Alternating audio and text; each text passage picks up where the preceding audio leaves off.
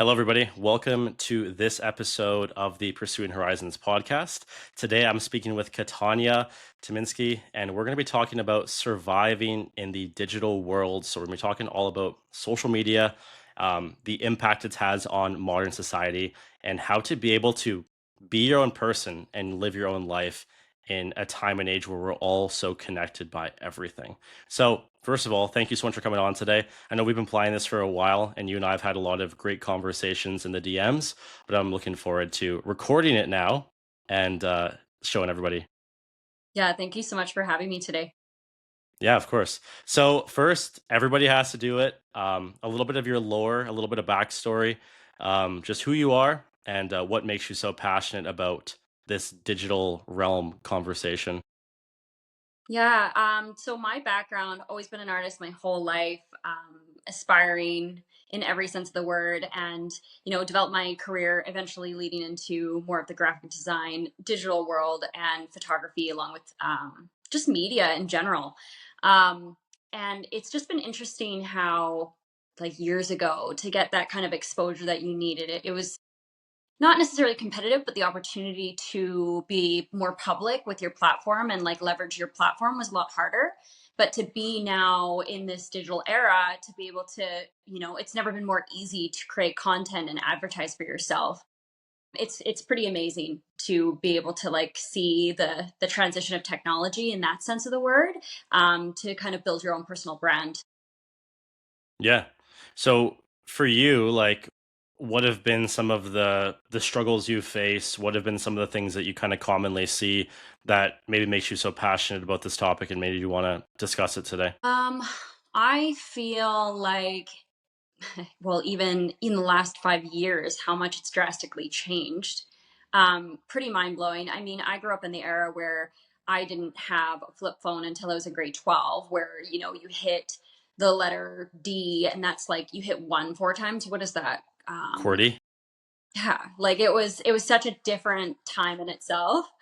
And even so, like, I really think when you brought that up, I think about the authenticity behind the work that you do and like the whole trial and error of like having your brand stand out and people actually really engaging with it. That takes time and it takes trial and error. And then once again, when you add how there's so much new tech that's coming out and constantly trying to like stay with the times, it's Hmm. it's quite interesting, let alone how it's impacting us on a social level too. Yeah. And I think even like another talking point today, just because it's relevant to this conversation too, is like the progression and evolution of like ChatGPT and like AI too. And I think within that too, like obviously people have been able to utilize it in a sense where it's been implemented to improve productivity, workflow, and to be able to make people's lives easier, which I think, again, it's a great tool if you utilize it in that sense too. But I think it is obviously changing how we communicate, how we express ourselves, even the amount of work that we're having to do to like create content, because a lot of this now is done by AI.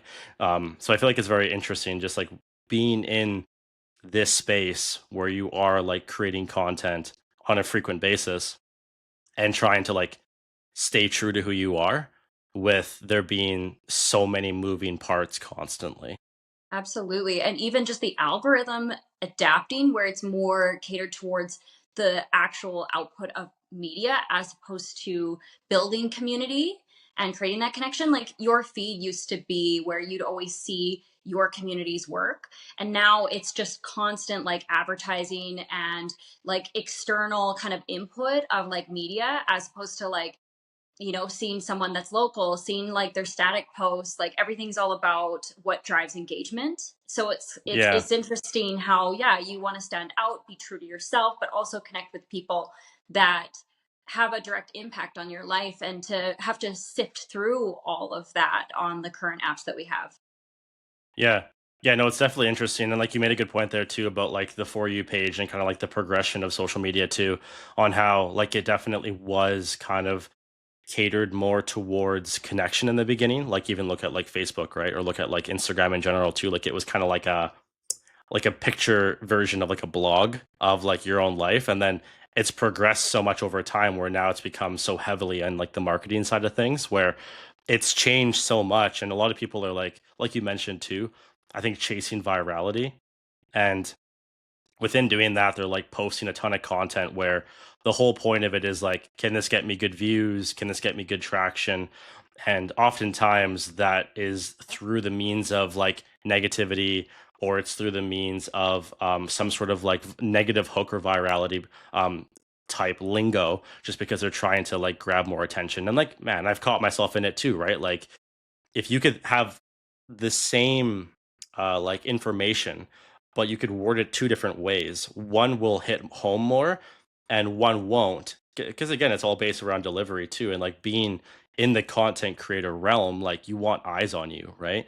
So I totally understand that too, but I think like people are kind of getting lost in the weeds a little bit, and maybe losing sight of what got them into content creation to begin with, and what even got them on like media and on platforms.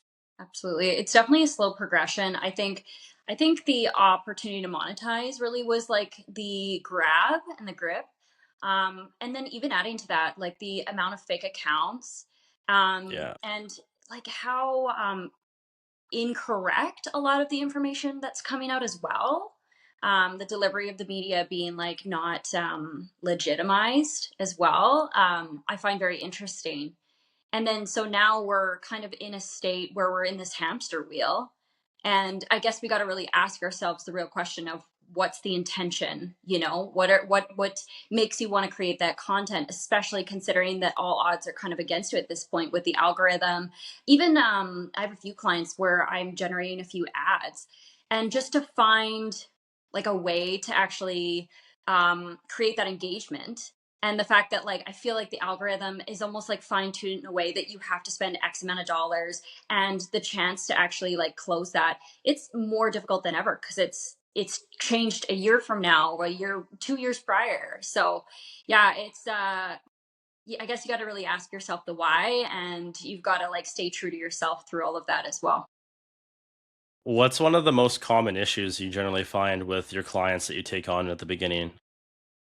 Is it more kind of on the personal end of things, or do you find it's more like a skill issue? What do you find generally?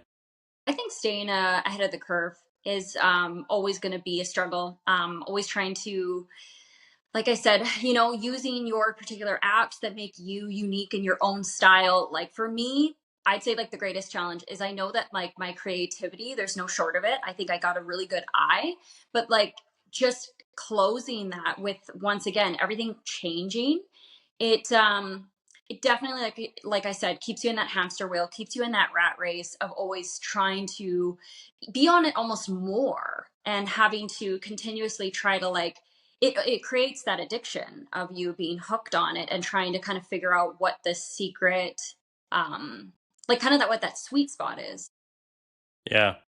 Yeah, and so I think as much as we don't like it too, like there is a little bit of a recipe to it. And like unfortunately, I think we all wish we could just post whatever we wanted, and it would get the reach that we wanted and the impact and the influence that we wanted it to get. But unfortunately, there is a little bit of like a recipe, a bit of a system to it that you kind of have to follow. And I think within that too, you kind of sort of have to like air quote play the game. Like you do have to like know what you're trying to get across and utilize like good verbal hooks, visual hooks, and you have to like try to build some suspense, because like that's kind of unfortunately the age that we're in. Like people's attention span is like shorter than ever, especially now with AI too, and like it's hard to keep people's attention for more than like 3 to 5 seconds. So you have to like really pique interest, and it sucks because like the information could be rock solid. Like you could have a great post that, with a great intention behind it with good takeaways too. But if someone doesn't make it past the first 3 seconds, it doesn't really matter, unfortunately. Absolutely. And it being that it's so heavily saturated now, there's so much competition. Yeah. Yeah, absolutely. There's a lot of components that go into that. Yeah, we're all like fighting for attention, right? I think that's kind of like the unfortunate place that we're all at in today's day and age. Like we're all fighting for people's attention, and if you can keep somebody's attention, then that's really good. But I feel like a lot of people have trouble with that, and I think that was me for a long time too. Is like there's a little bit of like natural resistance of creating certain forms of content, I think. Absolutely. For yourself, like with the content that you do, what do you find like are the things that you enjoy the most, or what are some things that you found that have helped you grow your social media? Well, ironically, it's been just like a journey of, you know, like not necessarily experimenting, but just exploring different areas. Like I initially got into the photography side of things, which once again, that's very saturated. So trying to like stand out in itself, and it really does come down to that authenticity and like what you bring to the table, like your secret sauce. And then delving into a more of the video component now that reels are more relevant. And then obviously now it's like, I continue to kind of market myself in my own way and kind of seeing what works. Um, yeah. I lost the last bit of your question. I want to tie it in properly. But no, you're all good. Yeah, I was more just asking like what things you've done on your media platforms that have helped you see like organic growth, but also things that you've done that you've enjoyed that have Yeah. allowed you to like I guess to add to it too, like have allowed you to sustain your performance on media, because I feel like a lot of people burn out really fast, right? Yeah. I really have been enjoying and noticed really when you think about social media and how everyone's, starting their business and everything like that. I really been enjoying helping people develop their own personal brand when it comes to the journey of like what helped them build their business and like the message that they want to share. Because at the end of the day, like a lot of these apps really have to do with someone's personal presence. Obviously the algorithm really loves faces. So, when it comes to like the character arc and the story behind it, that I believe is my passion, the visual storytelling that goes with that. So to give a little bit of a framework, I guess, for people that are like listening or watching, what would you kind of classify as that character story? For myself. Yeah, you could use Yeah, yourself as an example, or you can use like maybe a yeah. client of yours. What would you say? I think like the true core values of trying to showcase that individual. I've worked with quite a few entrepreneurs that are getting more in the public speaking world. Obviously, they've either been in coaching or maybe they had some other background. But yeah, more of like that public speaking leadership component. And even for myself, I really am passionate for my values of resilience and perseverance. I really want to showcase not necessarily even like the struggle, but the fact that like life is not necessarily easy. There's always friction. There's always things that we like obstacles to get in the way, and that's how we can truly like empathize and relate. So I really try to showcase that on my page as well, of kind of my own personal story, even as an artist, right? Like I've always seen the beauty in all areas of life. And I really think it's important to showcase that, not just the good moments, not just, I'm on vacation here or I did this. It's like, let's like actually say, let's talk about the things that you've overcome in lieu of that. Yeah, yeah, no, for sure. And I feel like that is, I mean, it's a common thing that I hear too, because obviously, like you kind of get to a point where you're consistent, and people kind of oddly enough come to you for advice about how to stay consistent on media, which I don't think I'm fully qualified to give. But um, the common kind of thing that I tend to hear is people just like not knowing what to post. And I think it kind of ties into this ideology of needing to give off a certain persona or needing to show a certain kind of identity online. But kind of like you alluded to there, I think people tend to resonate more with vulnerability, transparency, and it makes you more humane. And I think within doing this too, you're actually going to be more relatable, which people will like actually trust you more.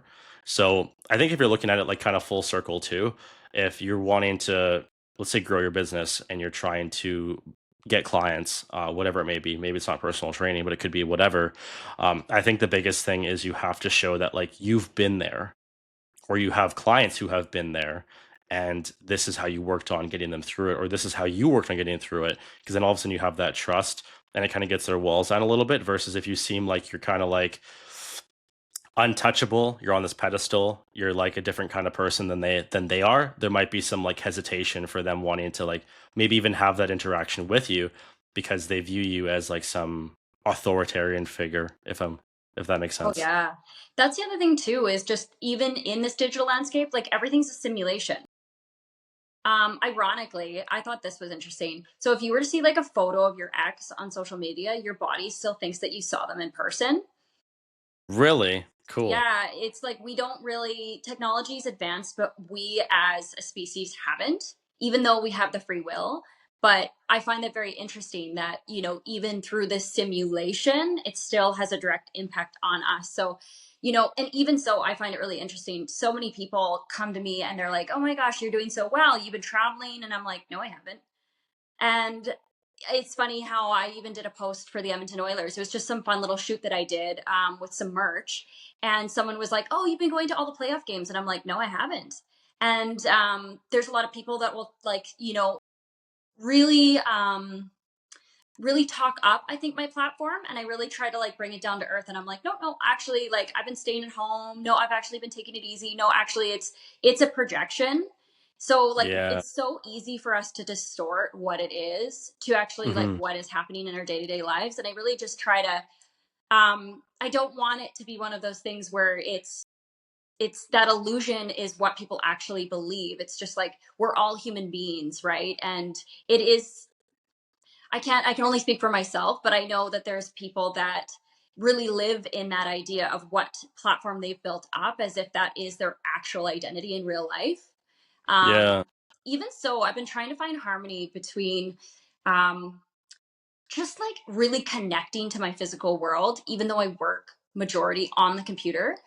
Um, the dopamine that we get on a consistent basis, there is something that is unnatural about getting it through our phone.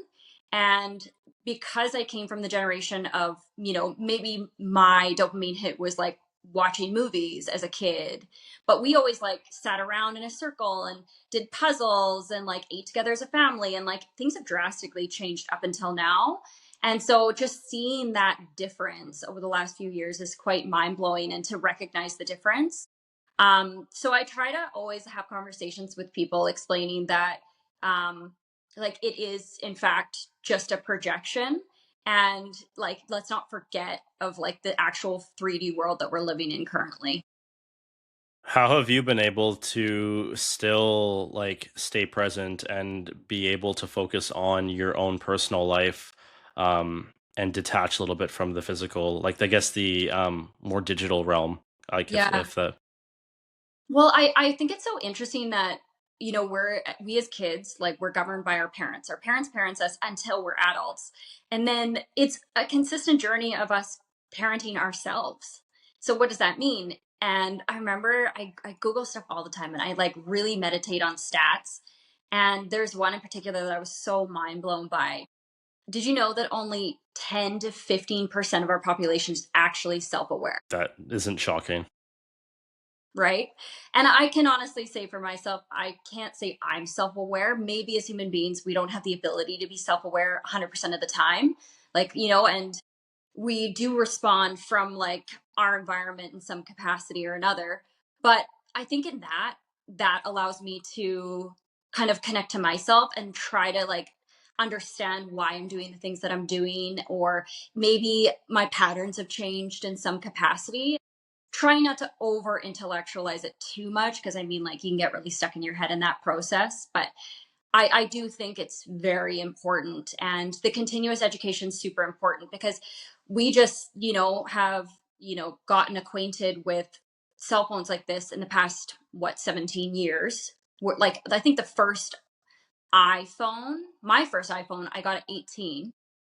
And just having that computer in your hand up until now, seeing that progression, I just try to check in with myself.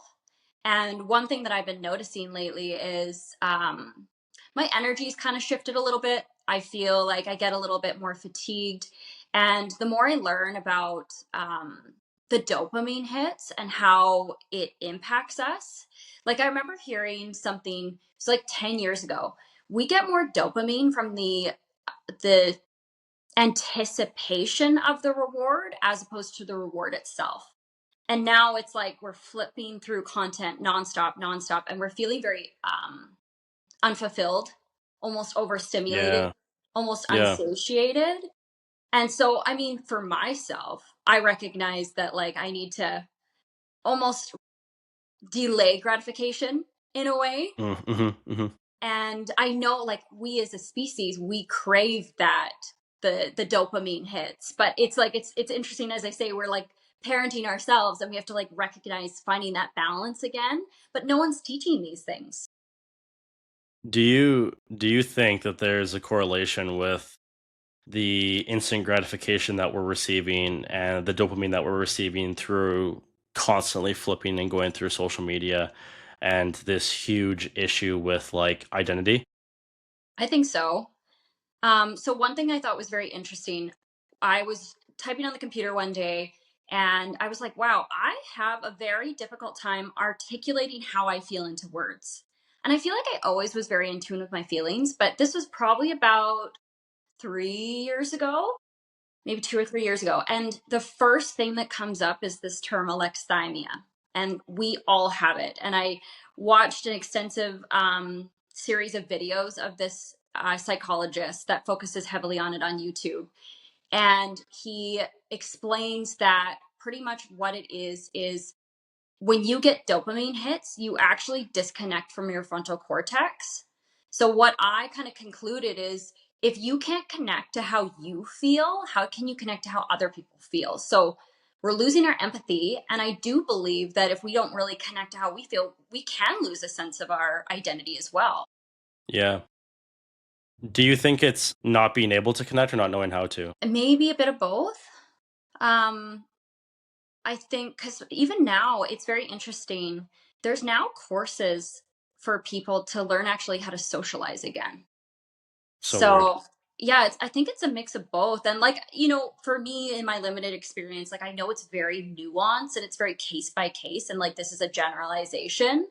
But Yeah. yeah, I know for myself, like I used to be very shy when I was young, and then as I got into the service industry, I really got to explore more of my social side. But even so, now that like I'm heavily on my phone, flipping through my phone, I can tell that my social battery kind of wears out quite quickly. Yeah. Yeah. Yeah. Do you feel the same way for yourself?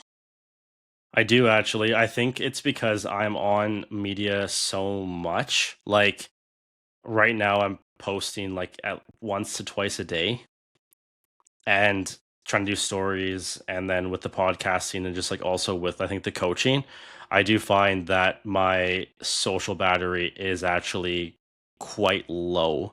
Um but I actually realized recently I was actually watching a podcast a while back, and they're doing a whole conversation on like introverts, extroverts, and she actually talked about an ambivert. Are you familiar? Yeah. Well, Um, what is it? I took a test, the 16 personalities, and it said that yeah, I was 51% extroverted, 49% introverted. So I think I'm an ambivert. I think. yeah, yeah. So from what I understand, an ambivert would be someone who like really values their alone time.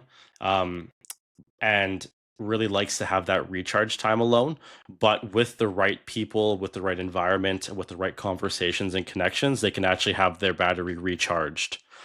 So I'd say it's kind of like a mix, which I didn't really know whether like there was an official title to it for a long time, but I would say that's where I am too, because like I could feel rejuvenated after, let's say, a podcast or a good conversation or a good interaction or whatever it may be, or a good workout too, right? So I feel that I would say that I am an ambivert because I could be recharged externally as well. Yeah. Yeah, that's so interesting. I even just think about the fact that we used to like sit in circles and eat, together in families and groups, and it almost seems like less and less now too. And I think about like how you refill your cup in like those scenarios because it's extremely bonding and connective, and how it's just those simple things that we've kind of like lost over the last like few years because of the desire to be productive, the hustle mentality that we've had.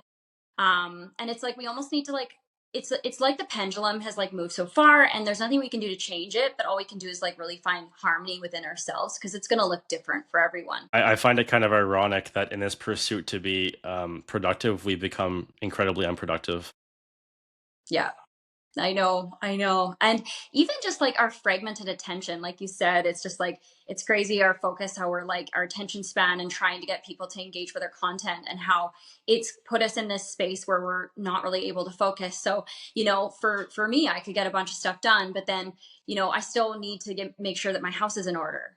And, in some ways, it's like you might give in one area of your life, but you got to focus still on the other parts of it too. And yeah, there's a lot of people starting to recognize that, they actually want to be on their off their phone less and less, just for their own peace of mind, and honestly living simpler. I just don't know if the hustle culture is sustainable. Yeah, and I think I saw a post the other day. I think it was saying that like, and don't quote me on it per se, but I think it was saying that 48 hours off of your phone could do like immense things for your brain chemistry. Um, and it's only 2 days. Yeah, I believe it. I totally believe it. Yet when I think about, you go to a cabin in the woods and you tuck your phone away in a safe, or, it's in the freezer or something like that, and how many times your impulse would be to grab your phone. Yeah, yeah, Yeah, it's mind blowing how, and literally when you think about, yeah, 20 years ago, we were not in that situation whatsoever. So like kind of what was your brain chemistry at that point? yeah. It's crazy how we have become like so almost like rewired, and the impulse, but also like the relationship we have to our phone. It's not even like it inanimate object that we carry around. It's almost like this living thing that we carry around with us that we attach so much value to. Absolutely. I find it interesting too how I've had a wide array. Like I remember when ChatGPT came out, I was talking to someone and they're like, literally, universities need to change their whole curriculum because now people, like students, can actually like use this tool in a way to like go through the program completely differently, whether they consider that cheating or there's a way of using this tool appropriately. It was so in its early infancy stages. But then I find it interesting. I was talking to someone who scaled their business 3 years ahead, and they said, talk to Chat GPT like it's your best friend. And I still think it's crazy because it's one, yeah, sure. Like you could ask it something and it's going to scour the internet and give you the most thorough answer that it knows. But yet, prior to that, you'd Google it. And then prior to that, you'd speak to your circle and ask. And it's weird too because it's like there's certain questions I was asking it and I was like, yeah, well, I know that if I ask such and such, I'm not going to get the right answer. Like how would they know? They're not an expert in it. But yet that is how we like almost brainstormed, and how we were creative, and how we Yeah. like sat in that space of wondering. And now it's just like immediate information overload, and we have the answer at our fingertips, and it's like we're not even really retaining it at the rate that we should. Like when you study for an exam, it's like what you retain 30% of what you studied, Yeah, depending on how well you do it. probably not even that. Yeah. Yeah. So when you think about like the information overload, it's like what are we really absorbing? What's really being retained? I know for myself, sometimes I'll look at some reels and I thought they were hilarious, and I don't even remember, like, 10 minutes later, I don't even remember what they were.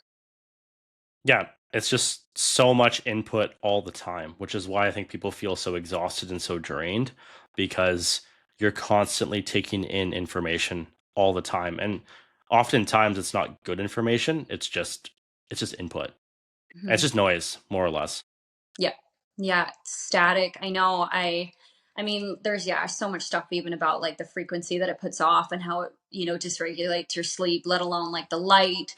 Yeah, I'd be very curious to see. Like I think I listened to Diary of a CEO, and they were saying, if you could do, so many things, would you get rid of phones, and like kind of what the world would look like if that was completely taken away. And there's some people I've spoken to as well, and they're like, I love the 90s because we were just on the brink of the internet, but we still had like our social circles and everything like that. And Yeah. even just, yeah, how a lot of people, yeah, kind of just like keep to themselves now because most of their relationships are just within their apps, right? And they're content with that. Yeah.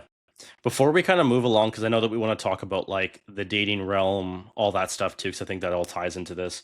I had one quick question for you. For myself, I've found that lately I've been trying to implement in like cutoff times for work, but also cutoff times for like input. Um, some nights, obviously, as I'm sure you're aware, just being an entrepreneur, it doesn't happen, and that's fine. But what have you done personally to be able to create a healthy divide between your personal life and the business, but also like social media? Because I feel, being an entrepreneur, you could probably find stuff to do till 10 p.m. or 11 p.m. and then kind of go to sleep and then wake up at like 5 and keep going. But obviously, as we know, that's not sustainable whatsoever. Um, so how have you set those boundaries for yourself? That's so interesting that you say that because it's definitely been a journey. And I definitely understand of like working till midnight, going to sleep, and then back at it because you want to be a master of your craft. And of course, we're like hypercritical of our work and our creation. Um, and I've had to go through like working doubles, working part-time in the service industry where I got my social fix, but it's not really socializing because it's work, to coming home and editing and working under strict deadlines, kind of uh, embracing the kind of stress that comes with the strict deadlines to kind of challenge me and motivate me to keep things going. And that feast or famine mentality of, knowing that you take, the contracts that you do and you try to like continue to get that continuous work, but then you're always working. Yeah, Um, I really hit a point where I noticed that my social life was suffering. It was definitely COVID that impacted that. And then being a single income homeowner had a direct impact on that. But it did come to a point where I realized that chasing success was at the cost of my emotional health. And I had to really check in with myself. And so, I'm one of those people that when I connect with others, I could spend 3, 4 hours with one person and have like a really deep, heartfelt conversation. And I'm trying to kind of give a time window, even if that's an hour, and once again, surrounding myself with people that fill my cup up as well yeah, instead of drain it. But then also too, ironically, I ended up getting a sauna set up in my backyard, and it's been great counteractive because, I've totally been kind of captive in my own house where, I'm home and of course I just want to be productive, but it's supposed to be my safe space. And, obviously when you're in the sauna and it's 80 degrees Celsius, like you can barely even, use your phone. mhm, And it's done something to like I don't even know if it's my circadian rhythm, but all I know is it's like completely helped me detox. But then it like resets, yeah, my sleep cycle. And I just nice. crashed. Like I slept in today. It was amazing. I did 2 hours in the sauna and I just like I can't work after that. Like I literally my body physically can't look at the screen, and I feel like it's a really great way for me to personally check out. And Yeah, then yeah, I've just been trying to really incorporate like even just ensuring that I'm spending adequate time walking my dog and breaking those like almost 90 window brackets so that I can just once again connect to my environment, connect to the outer world, so that I'm not just like glued to my computer all day because I feel it in my body. Like I get knots in my shoulders, I get headaches, yeah, I get like yeah. tension. Yeah, do you feel like much the same thing? No, for sure. And I would say like I definitely feel the signs of mental fatigue differently. Um, but I would say that they present in very similar ways as to what you're mentioning here too. But something that I've been doing that I kind of learned with like my business coach actually is like more of a time energy audit. Are you familiar? No, but I love that concept just from the sounds of it. Yeah, so you look at the things currently that you like. Let's say you look at like an average day or like your perfect week, and you kind of look at it and think, okay, well, these are the things that I have to get done, right? Like these are like my non-negotiables, my standards, my things that I have to get done. And looking at these things and thinking, okay, well, what of these things like drain my energy? Which of these things give me energy too? And I think it kind of helps you realize, like, okay, well, if these things really drain my energy and they're not things that I have to be doing or they're things that I could be cutting back on, can I cut them back to in turn get back more time, but in turn also probably get back more energy too? And like it kind of ties into what you're mentioning there too of like could be a really good friend, right? But it could be a 4 hour interaction or conversation that completely wipes you and you can't do anything for the rest of the day. And it's nothing bad with that person or that friend because you're obviously it's great to have those conversations, but it's just knowing, okay, I have stuff to do after this. I know that I can only meet up for an hour or hour and a half, right? And then just making sure that you're, I guess, firm in that boundary, that you're also firm with that person, but also with yourself, knowing that, like, okay, for me to perform at my best and feel like I'm optimizing my performance in that sense, um, I need to be sure that I'm following this criteria. Absolutely, working smarter, not harder, and that's an art that you kind of have to experience through trial and error. And Yeah. even as a woman now, I feel like I'm going through a different transition in life, and I'm trying to sink in more with myself because it's like I lived on that 24-hour cycle, and I know that it's not serving me anymore, and I'm trying to live more in harmony with like what that actual 30-day month looks like for me personally. So yeah, it's like you go through seasons too. Yeah. Yeah. No, I think like that's one thing that I would say too, with just being like being in the entrepreneur kind of space and realm, is you definitely learn a lot about yourself. You learn a lot about everything, but you learn a ton about yourself as to like what you need for yourself, really. And that kind of ongoing, I don't really know if I believe in like work life balance per se, because I feel like if you want to really grow your business, you're not going to really ever have the full balance that you want. But I feel like trying to get at least some balance where you're able to get your socializing in, take care of yourself, and then also allow your business to grow and flourish. I feel like it's an ongoing kind of pursuit. Absolutely.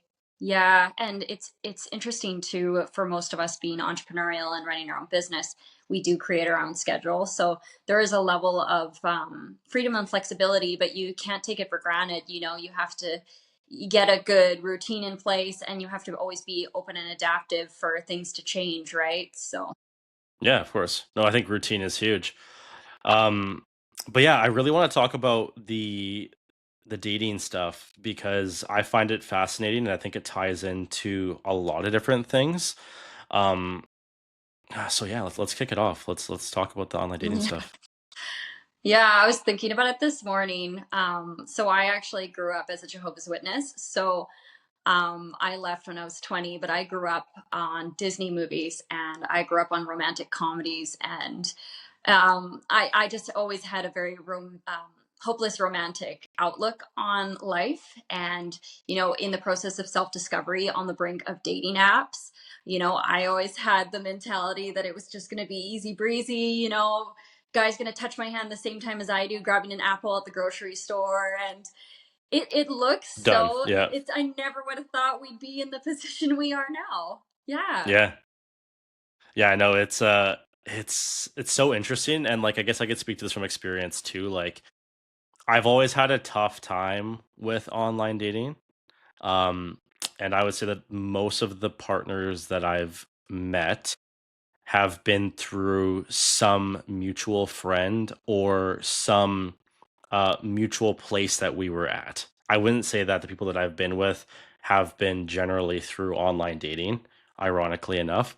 Um, I know some of my friends have met their partners through there, or they've managed to be in long term relationships, or maybe even get married. But for myself, I never had the luck, I guess, finding people on there. I don't know if maybe it was the energy I was putting out when I was on them, or maybe the expectations that I created in my mind with being on those platforms. Kind of like you mentioned, like that, like, oh, did we just reach for the same apple? Oh my god, so weird.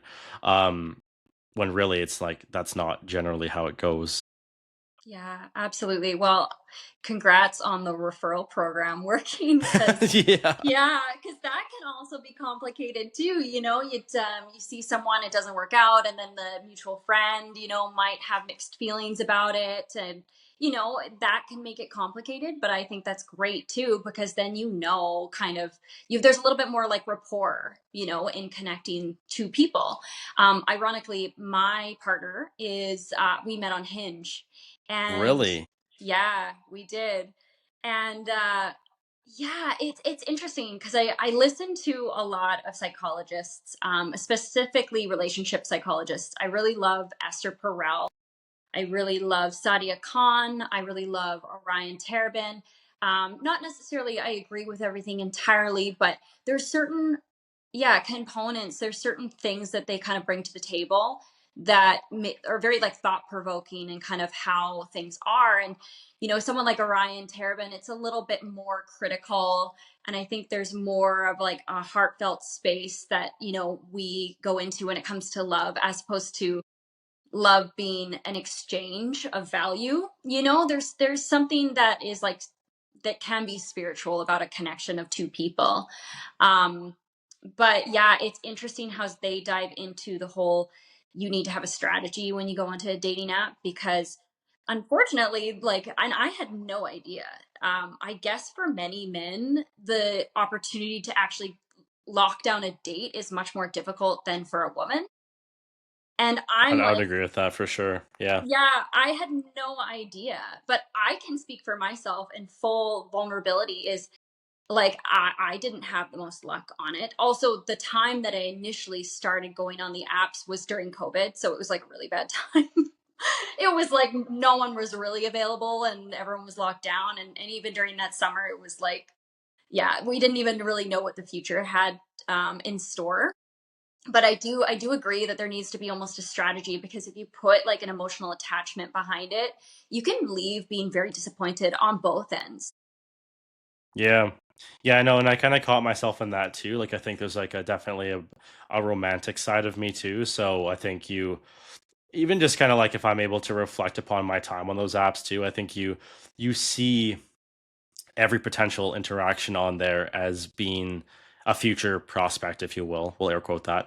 But you kind of place expectations on that interaction going somewhere. And I think from what I've experienced too, is it's just you have to have the expectation of it just being connection focused. Um, and not having it necessarily be just a relationship, because I just have found that generally when I've taken expectations off, that's usually when it'll prosper into something like that. If I'm like out there just straight up looking for that, um, I have never found it. Yeah.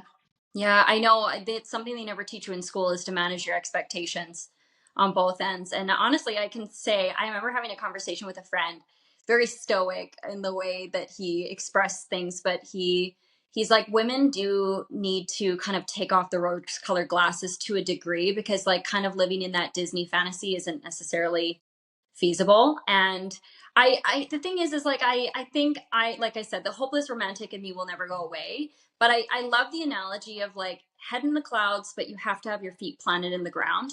You need to, you have to dream, and it's great to get excited about something, but you also have to be like, manage your expectations, and you have to be like logical as well, that like things can go whatever direction, and so that you don't end up I guess just disappointed, because it is, unfortunately, there's so much out there now. There's never been more access to connecting. And I mean, like, even when you go in, I've gotten so excited about someone, but like, if you leave it to the mystery, you don't know if that person's like freshly single and just wanting to just connect with people and just, you know, kind of rebuild their confidence. You don't know if someone's like ready to get married, have kids. And we kind of set those unrealistic expectations on that other person. So, of course, it leads to disappointment.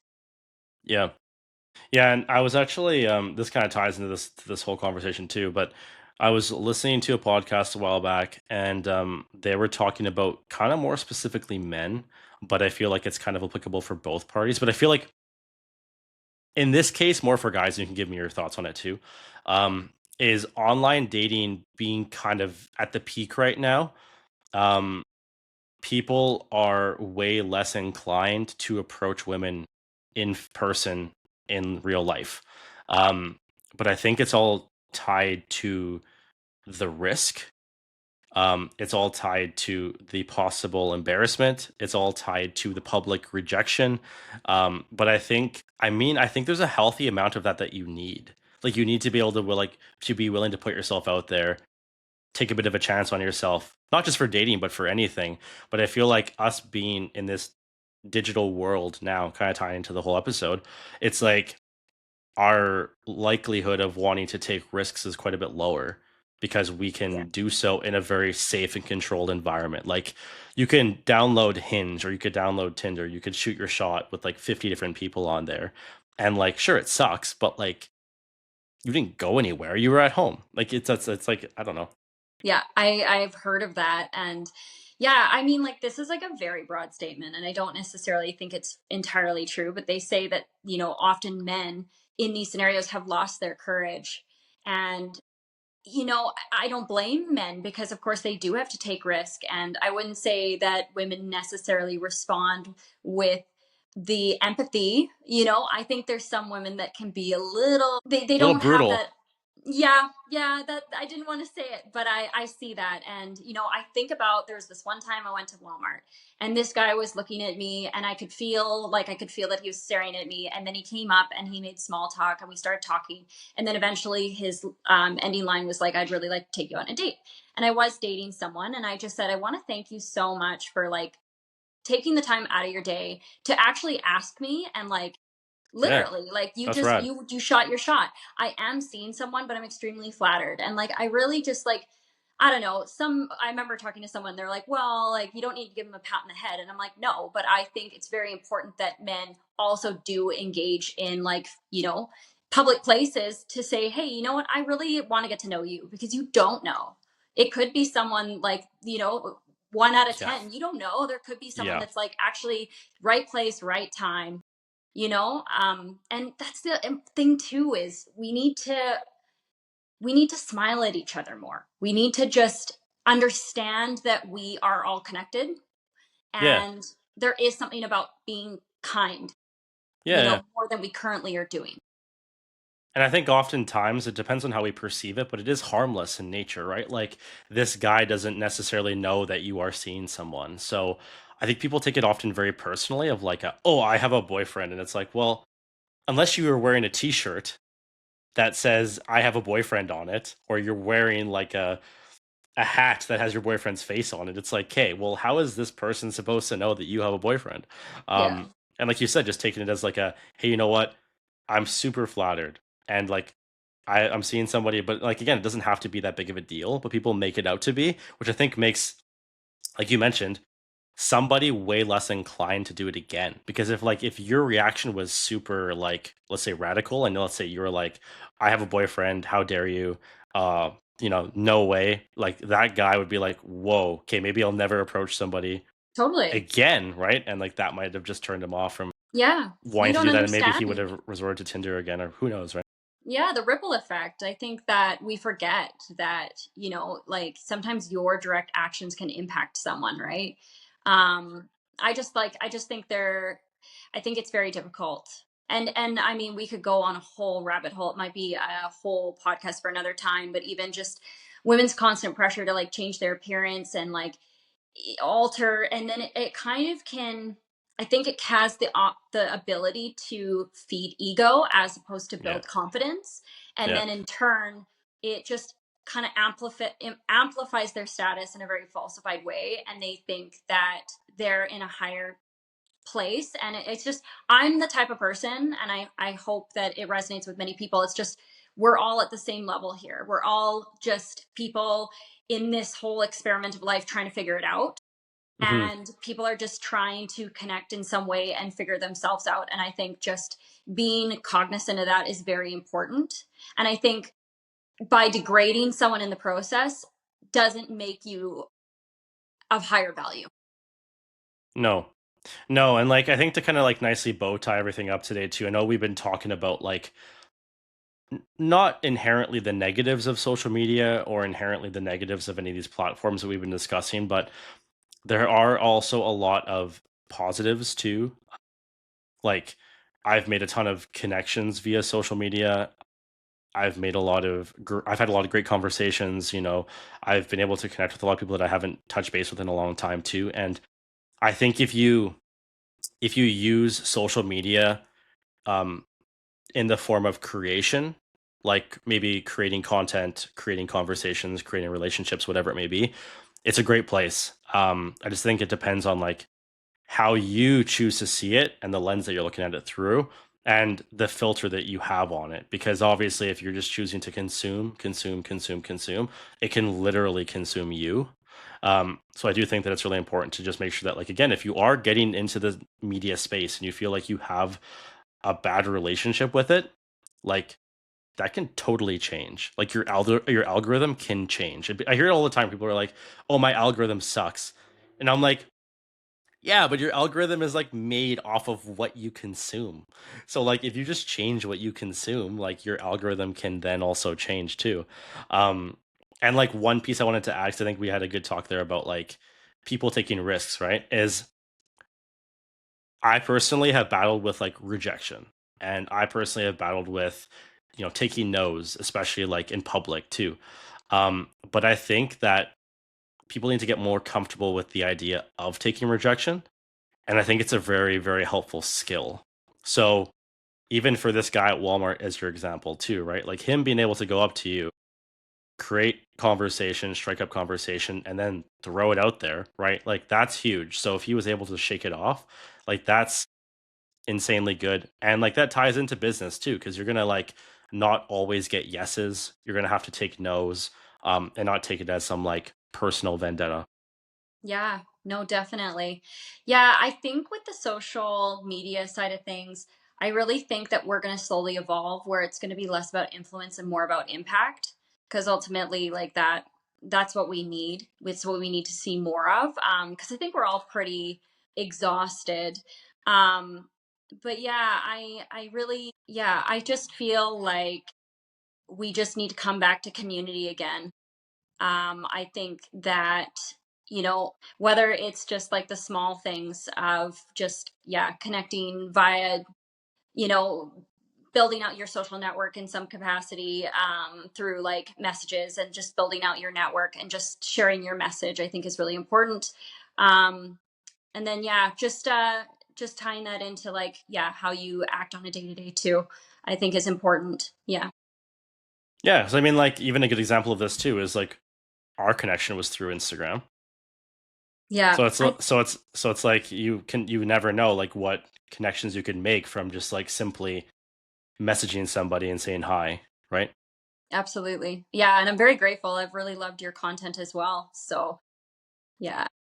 No, thank you very much. I really appreciate that. But I think we'll probably end that there. Thank you so much for coming on today. I really appreciate your time. I love what you're doing out there as well, and all the connections that even I've made with you, and all the connections that I've made because of our relationship too, has been awesome. Where can people follow you and stay up to date with what you're doing and what you're working on and stuff? I focus mainly on Instagram, but I do have my platform on Facebook and LinkedIn. But yeah, my name is Katanya Timinsky. All of my work is on katanyadesign.com, where I offer my photography, videography, digital marketing. So yeah, you can contact me there or just follow me straight on Instagram. Awesome. Thank you so much. This was really good. Yeah, thank you.